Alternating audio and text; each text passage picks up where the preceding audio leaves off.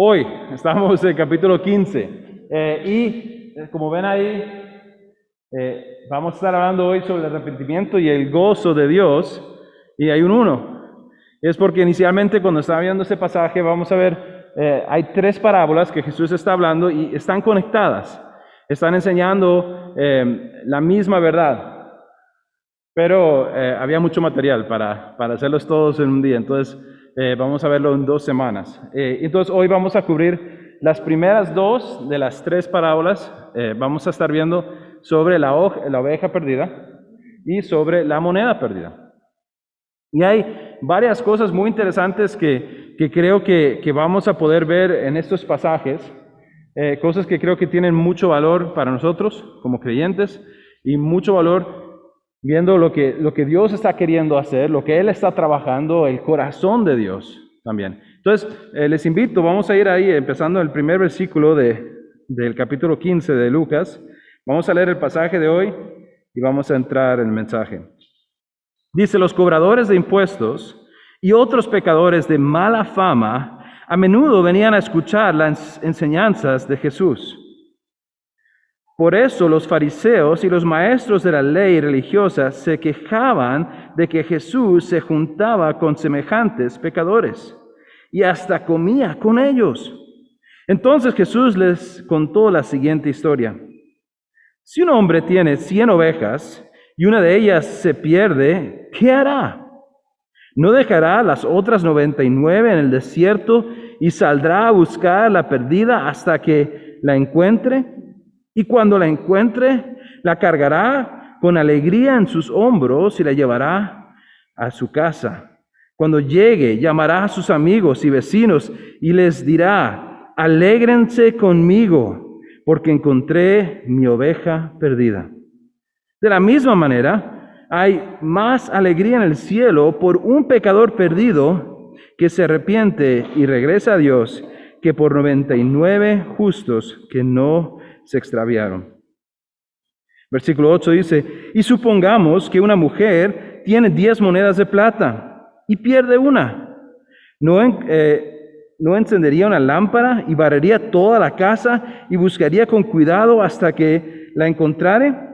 Y cuando la encontrare, llamará a sus amigos y vecinos y les diría: alégrense conmigo, porque encontré mi moneda perdida. De la misma manera, hay alegría en presencia de los ángeles de Dios cuando uno solo pecador se arrepiente. Entonces, tenemos 2 historias y tenemos varias personas que están en esta historia al principio. Tenemos a los cobradores de impuestos y tenemos a los fariseos. Dice, los cobradores de impuestos y otros pecadores. Entonces, si hacemos un análisis de esta situación, ¿en qué categoría de personas están los cobradores de impuestos? Son pecadores, ¿no? Son mala gente. Porque me parece interesante que el pasaje lo da por hecho de que son cobradores de impuestos, y hemos hablado de esto antes, eso es era una afronta y hay problemas múltiples, ¿no? Porque sabemos que hasta cierto punto no eran honestos. Pero más allá de eso, yo creo que más allá de eso es el hecho de que estaban recaudando plata para dárselo a otro país, ¿no? A un país que estaba oprimiendo al Imperio Romano. Entonces, eran vistos como de lo peor que había. Entonces, en esa categoría dice, cobradores de impuestos y otros pecadores. Entonces, tenemos una categoría de personas. Pero a la par de esta categoría de personas, vemos una conversación de otra categoría de personas. ¿Y quiénes son? Alguien que me diga. Los malos y los demás malos. Los malos y los demás malos. Pero nombres y apellidos, ¿quiénes son? Son los fariseos, ¿no? Hay un grupo de fariseos. Y sabemos, por lo que hemos estado estudiando, un fariseo es una persona que es una parte, una secta del judaísmo, lo que hoy en día llamaríamos ultra ortodoxos. Personas de esos que llevan los gorros y tienen y se ve usted, ese es un judío ultra ortodoxo, ¿no? Ellos conocen la palabra de Dios, según ellos la siguen a rajatabla y son buenos. Ellos no estarían de acuerdo con la declaración de Mao, dirían, no, Están los pecadores y el capitán de los pecadores es el colector de impuestos y estamos nosotros, los buenos. Si tuviera un chaleco haría el toque, ¿no? Con el chaleco o unos... Si tengo ahora me regaló mi tío uno de esos. Un día se me lo voy a poner unos tirantes para hacer así nada más. Pero son ellos, los buenos, según ellos. Y hay una pelea. ¿Quién está entre media de estos dos grupos? Jesús. Jesús está en el medio, está recibiendo un ataque porque ellos dicen, ok, nosotros somos buenos, nosotros somos fieles, nosotros hacemos todo bien. Y como nosotros amamos la palabra de Dios y servimos a Dios, jamás me van a ver, por usar medidas del COVID, a menos de 2 metros de esa chusma, ¿no? Y los voy a tener ahí, lejitos, ni se acerquen. Y si podemos vivir en barrios distintos, mejor. Y si no los tengo que ver, mejor. Y entonces ellos ven tienen este pensamiento y vamos a ver que Jesús va a enseñar que hay un problema grande con el pensamiento que ellos tienen. Este pensamiento de, yo estoy bien y que los que están mal estén lejos, exactamente. Hay un problema serio y ese no es el motivo, eso no es la misión de Cristo. Cristo no vino a sanar a los que no necesitaban ser sanados. Y más bien vino por los que necesitaban, los que estaban rotos. Y creo que lo que Mauricio dice es muy cierto. Sabemos que ellos están rotos, ellos necesitan a Cristo, pero no lo ven. Ellos sienten que son justos en su propia vida, ¿no? Entonces, tenemos esos dos grupos de personas que se están chocando justo donde está Jesús. Y uno está echando la culpa a Jesús por estar con los otros. Y Jesús está a punto de compartir 3 parábolas, 3 historias para ilustrar la realidad de la importancia y la necesidad de que la luz vaya donde está la oscuridad. De que las personas que tienen la luz necesitan estar compartiéndolo. Y Él era el primer ejemplo y el primer testimonio de eso. Pero en esta historia también, entonces, esos son los actores, ¿no? Tenemos a Jesús y tenemos a los que se creen que son buenos y los que saben que necesitan a Cristo, que son pecadores, y Jesús está haciéndolo mal, según los fariseos, porque Él se junta con los incluso come con ellos. Se sienta a la misma mesa. Quizás incluso ellos tocaron algo y se lo dieron a Él. ¡No lo haga! ¿No? Y Él está ahí con ellos, compartiendo ese tiempo. Entonces, hoy, en nuestro pasaje, vemos 2 de las 3 historias. Una viene a ser una historia sobre un hombre que tiene 100 ovejas y pierde una. Y necesitamos pensar en el contexto de donde él está contando la historia. Esto sería un concepto que ellos podían visualizar perfectamente, la idea de personas que son pastores y personas que tienen ovejas y lo que significaría perder una oveja. Específicamente quizás en este contexto, para muchas personas 100 ovejas es mucho y los pastores históricamente no eran gente de plata. No como hoy en día, que los pastores a veces tienen mucha plata, pero ellos no tenían aviones, no tenían Lamborghinis, eran gente muy común. Me parece interesante, que quizás se ha perdido quizás un poquito la idea de lo que es el servicio. Pero la idea es aquí que hay un pastor que en el contexto seguramente está cuidando ovejas de otra gente, ¿no? Le están pagando y tienen un rebaño arrejuntado, pero están juntos, en lo que ellos están imaginándose, y de repente desaparece una oveja, pero él no dice, ¿qué importa? ¿No? Él va por ella. Y en la segunda historia tenemos a una mujer, seguramente quizás en un contexto también humilde, en el cual perder una moneda no es aceptable. ¿Quién sabe lo que ellos se imaginaran? Quizás esas monedas fueran parte de una dote, que era muy importante, era como un resguardo, un seguro para ella. Y perder una 10ª parte de eso no es aceptable, pero ellos entienden, en las 2 historias no es aceptable la pérdida. No se puede perder. Pero en la diapositiva del mensaje, quiero que dentro de todo esto veamos el corazón de Dios. Y por eso es que cuando estaba leyendo a través de esto, y les voy a ser honesto, no es algo en lo que me he enfocado mucho en el pasado, pero me pareció increíble que las 3 parábolas terminan con celebración. Y la celebración está enlazada con el arrepentimiento. O sea, lo que causa la celebración es que hay arrepentimiento. Y esto creo que muestra el corazón de nuestro Señor. Muestra el corazón del Dios que nosotros adoramos. Y Dios es un Dios que tiene gozo. A veces pensamos en Dios y pensamos y si yo hubiera echado marcha atrás y hubiera dicho, atributos de Dios, denme algunos atributos de Dios. No se vale decir gozo. Pero cosas que conocemos de Dios, ¿qué serían? Algunas. Ok, misericordioso, omnipotente, justo, paciente, santo. Sí, entonces, y podríamos seguir. Omnipresente, omnisciente, o omnisapiente, si le gusta decir sapiente. ¿No? Un montón de cosas, pero a veces, que es un Dios de gozo, quizás para mí, honestamente, no es como lo primero que me viene a la mente, pero sí es un Dios que se goza su creación y se goza en su pueblo. Vean un par de pasajes solamente para mirar un poco de cómo el Antiguo Testamento, en Deuteronomio 38 y 9 dice, y tú volverás a escuchar la voz del Señor, hablando de la inevitable separación, de que el pueblo de Dios se separaría, que pecaría, pero dice, volverás a escuchar la voz del Señor y guardarás todos sus mandamientos y yo te ordeno hoy. Entonces el Señor tu Dios te hará prosperar abundantemente en toda la obra de tu mano, en el fruto de tu vientre y en el fruto de tu ganado, en el producto de tu tierra. Pues el Señor de nuevo se deleitará en ti para bien, tal como se deleitó en tus padres.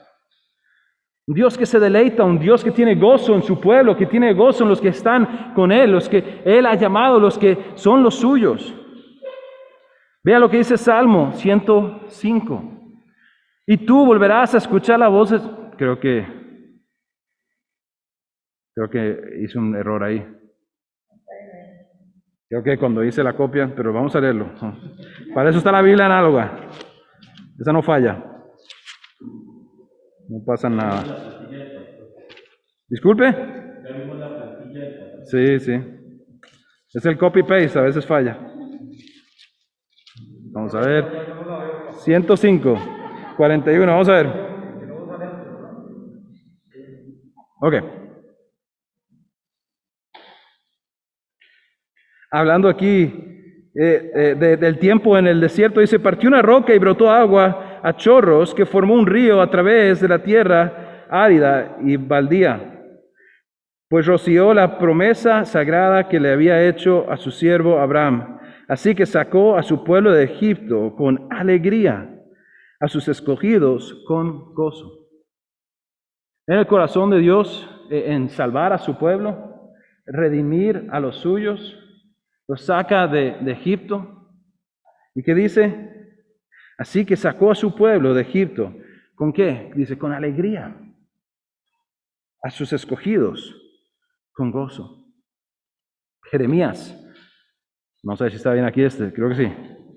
32 dice, y los reuniré de todas las tierras a las cuales les he echado en mi ira, en mi furor. Dios es un Dios de ira, un Dios justo y con gran enojo. Y los haré volver a ese lugar y los haré morar seguros. Ellos serán mi pueblo. ¿Y qué? Yo seré su Dios. Me regocijaré en ellos haciéndoles bien. Y ciertamente los plantaré en esa tierra con todo mi corazón y con toda mi alma. Tenemos un Dios que se goza en cuando su pueblo es redimido, cuando su pueblo se arrepiente y vuelve a Él también. Sea por primera vez, sea la persona que nunca ha conocido a Cristo y que oye el Evangelio y que la palabra trabaja en su corazón y que ellos se arrepienten y vienen a Él, trae gozo. O en algunos de esos ejemplos en los que su pueblo se había apartado y vuelve para Él. Pero hay gozo en el arrepentimiento. Y más allá, y el enfoque de hoy es Dios. Cristo es el centro de esto. Y Dios es el centro. Y entiendan que el gozo de mi Señor vale más que el mío. Vale más que el nuestro. Pero creo que sería difícil perdernos el hecho de que cuando hay arrepentimiento, ese gozo va más allá de solamente Dios, sino la gente que rodea. El resto del pueblo puede regocijarse. Hay secuelas positivas cuando hay arrepentimiento. Entonces, en el pasaje de hoy, y pensando en ese contexto, tenemos a los actores, tenemos a las personas que están interactuando, tenemos a Cristo, y Cristo está enseñando la verdad de la necesidad de que las personas se arrepientan y el gozo que eso trae. Dice, los cobradores de impuestos y otros pecadores de mala fama a menudo venían a escuchar las enseñanzas de Jesús. Me parece interesante. Están escuchando y es así como ellos están siendo afectados por el mensaje de Cristo. Están oyendo acerca del mensaje del reino.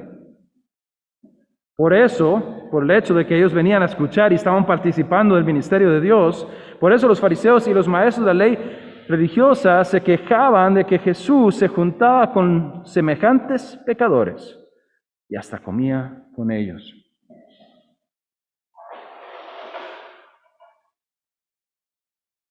Entonces empieza con Jesús tiene un par de historias. Y dice, entonces Jesús le contó la siguiente historia. Si un hombre tiene 100 ovejas y una de ellas se pierde, ¿qué hará? ¿No dejará las otras 99 en el desierto y saldrá a buscar la perdida hasta que la encuentre? Y cuando la encuentre, la cargará con alegría en sus hombros y la llevará a casa. Cuando llegue, llamará a sus amigos y vecinos y les dirá, alégrese conmigo porque encontré mi oveja perdida. Vemos ahí esa celebración de regocijo, no solamente de él, sino invitando a los demás a compartir en esa alegría. De la misma manera, hay más alegría en el cielo por un pecador perdido que se arrepiente y regresa a Dios que por 99 justos que no se extraviaron. Esta historia directamente, si escuchamos a través de los oídos, y creo que en general el mensaje está siendo dado hacia esos que creen que son justos, hacia los fariseos, ya hay un choque grande, porque hay un choque de la perspectiva de su vida, de quienes dicen que son ellos, de cómo dicen ellos que deberían funcionar las cosas.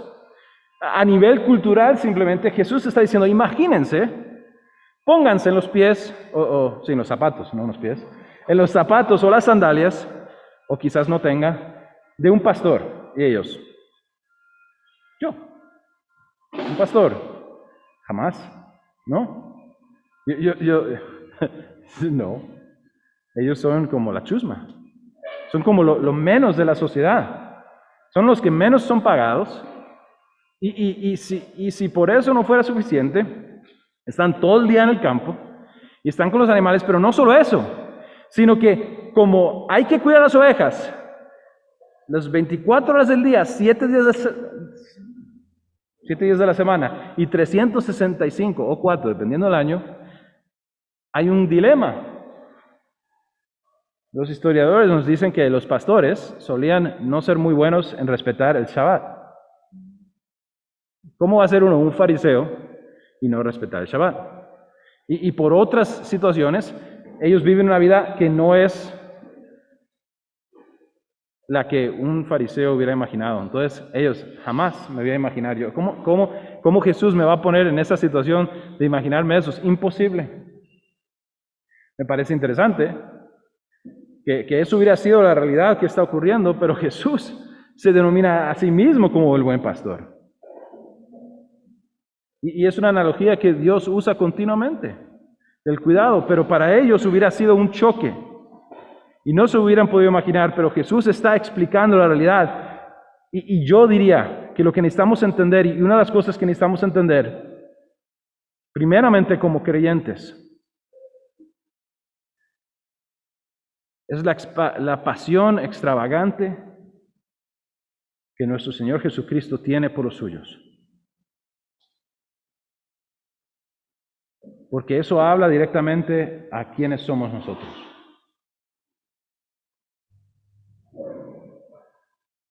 Y en nuestra vida continuamente estamos azotados por situaciones, por dudas, por fallos.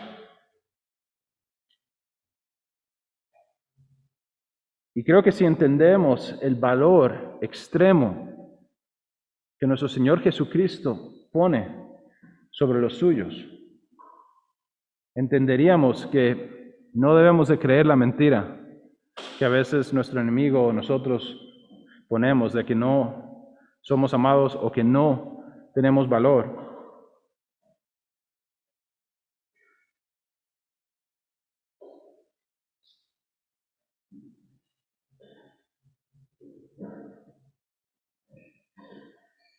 Este pastor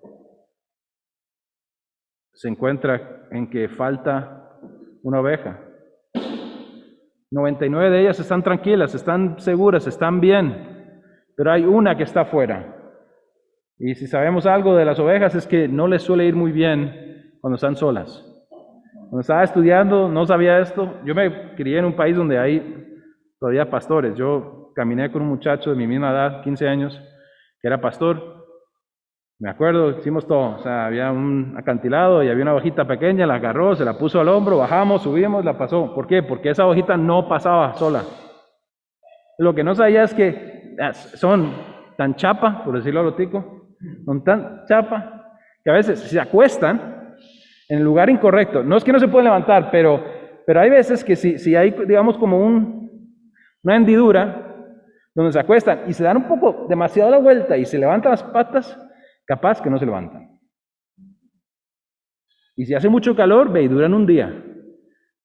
Pero si no hace mucho calor, al rato están ahí varios días. Qué feo, ¿no? Hasta que se mueren. Es la realidad de las ovejas. Por cierto, no se pierdan. En la Biblia, ¿quiénes somos las ovejas? Somos nosotros. Chapa. Incapaces, ¿no? Dependientes completamente de nuestro Señor Jesucristo. Sí, sí.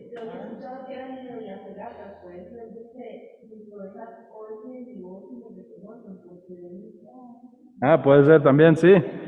Pero ellos, él da ese ejemplo y está la necesidad que nosotros tenemos, completa, ¿no? Y si no es por Dios que nos salve, estaríamos perdidos.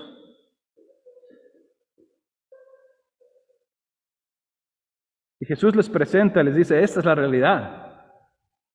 Por eso es que yo estoy con esos pecadores. Porque hay ovejas mías en ese grupo. Hay ovejas que necesitan ser salvadas todavía. Y esa es la realidad del Evangelio. Él les cuenta una historia más.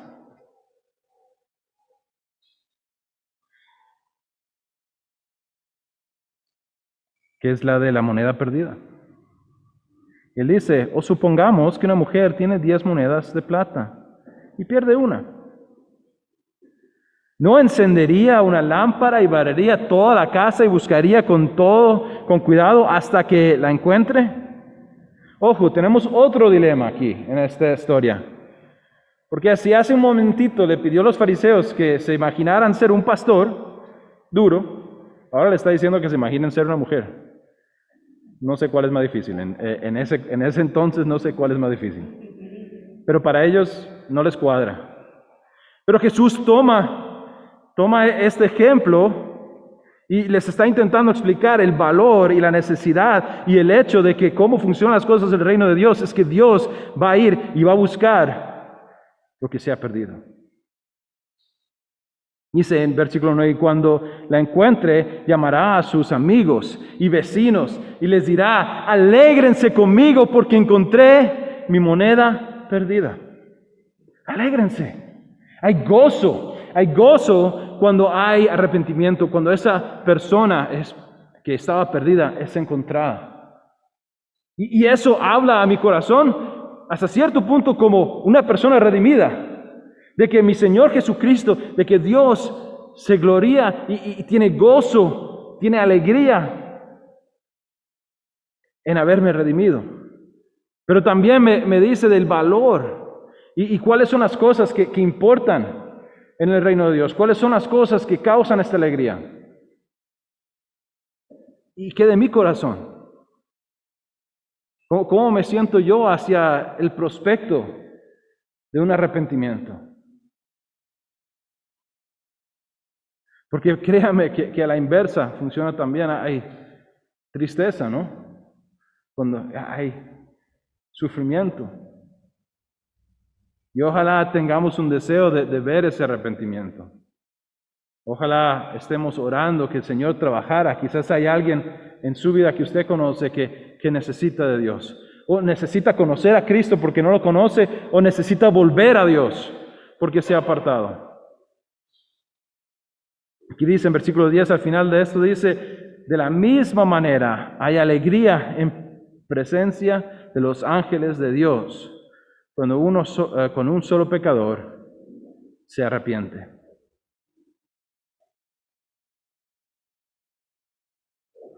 Creo que a veces la palabra arrepentimiento viene envuelta quizás en una connotación negativa. Quizás envuelta en tristeza, pena, culpa, remordimiento. Y puede ser que Dios use algunas de esas cosas, pero necesitamos entender lo glorioso y lo gozoso que es el arrepentimiento. De que había una categoría, había un grupo de personas que eran grandes pecadores, que iban directamente hacia el infierno. Y de que la palabra de Cristo y la obra de Cristo pudiera venir a esas personas y entrar en su corazón y cambiar completamente. Y que hubiera un arrepentimiento. Y de que cambiaran su vida completamente. De que ellos trajeran gozo a su Dios en el arrepentimiento.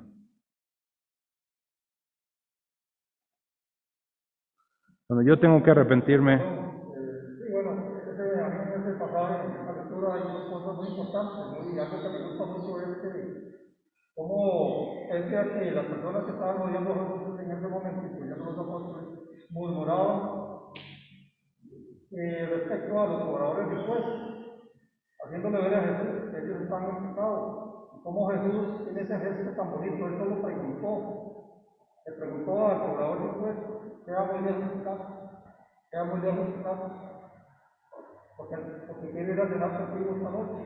Y cuando llegó ahí, lo bonito es que la majestuosidad y la autoridad de Jesús captó la atención de todos los que estaban ahí cuando él empezó a contar la historia. Porque ellos estaban jugando, estaban bailando, estaban cantando y aún así prestaron oído. Él captó la atención de esas personas. Qué lindo eso, ¿verdad? Y de verdad que ahí nos enseña que él viene por el enfermo, porque él viene a sanar al pecador y al que está enfermo. El propósito del Señor era de buscar y salvar, ¿no? Y creo que para cerrar el mensaje de hoy, creo que necesitamos también evaluar la motivación que estaba ahí, y creo que hasta cierto punto lo que está diciendo usted ahí, la motivación que estaba en el corazón. Y a veces podemos decir que qué terribles esos fariseos, pero a veces quizás podemos encontrarnos en esa situación. Porque piensen la diferencia, porque el gozo, literalmente el gozo, el pensamiento, lo que ellos veían como un buen propósito o un buen resultado, hubiera sido lo que ellos les hubiera alegrado, es que Jesús hubiera visto a esos recaudadores de impuestos, y a esos pecadores hubiera hecho ¡pa! Y les hubiera caído una columna de fuego y los hubiera quemado. Eso hubiera sido gozo. Que hubiera juzgado así. En el corazón de ellos. Eso es lo que ellos merecían. ¿Cierto? Y es lo que querían que viera. En el sentido de que ellos solo ven, pero están queriendo que, o sea, su corazón no está, y es lo que Cristo está demostrando también, no está alineado con el hecho de que, hey, Dios tiene pueblo que quiere redimir, el cual va a experimentar la misericordia de Dios.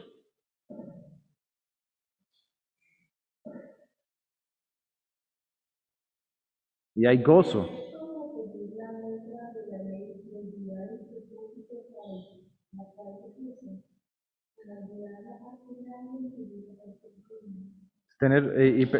Perder solamente conocer la ley y no entender la gracia de Dios, ¿no?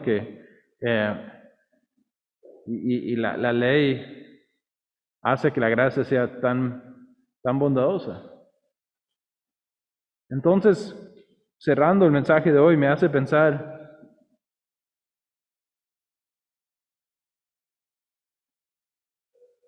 en mi salvación. Me hace pensar en la salvación de otros, de esa oveja que todavía está perdida,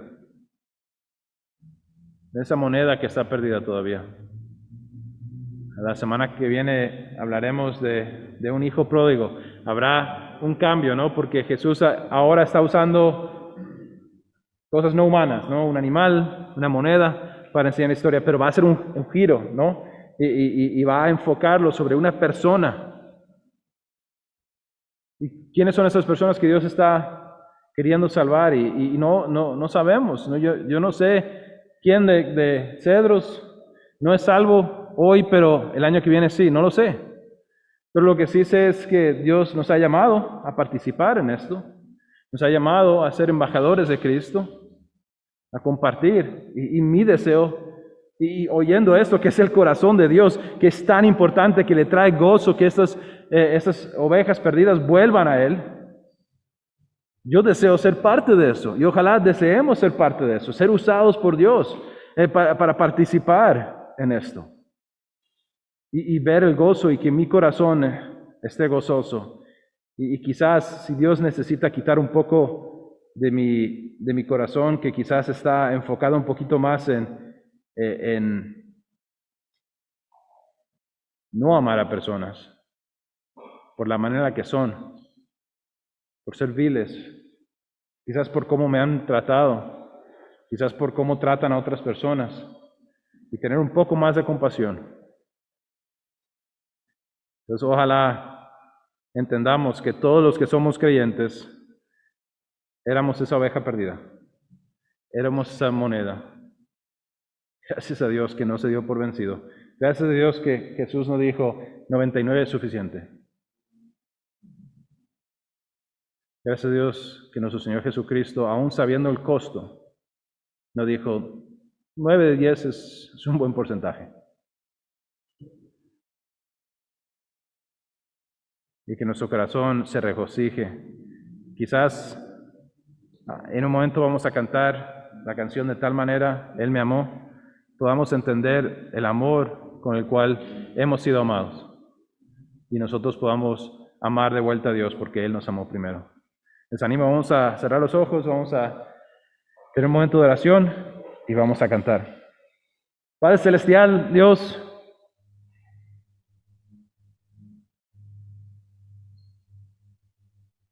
gracias. Dios, queremos adorarte por quién eres tú, Dios. Dios, y queremos tener gozo sabiendo que tú tienes gozo, Dios. Queremos adorarte, Dios, y en parte de esa adoración entender que no hay cosa más importante que tú tengas gloria, pero que tú tengas gozo, que, Señor, que tú que lo mereces todo. Dios, y el que lo tiene todo. Dios, diste tanto por nosotros. Y no lo entiendo y nunca Nunca lo entenderé, Dios. Pero gracias. Gracias porque eres un Dios que no se da por vencido. Cambia mi corazón, Señor. Dame ese amor.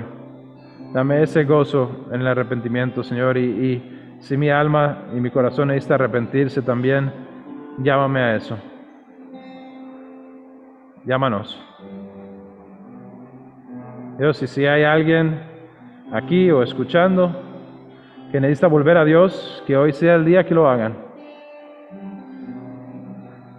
Damos gracias porque sabemos que sigues buscando esa oveja, sigues buscando esa moneda. Damos gracias, glorificamos tu nombre, en nombre de Jesús. Amén.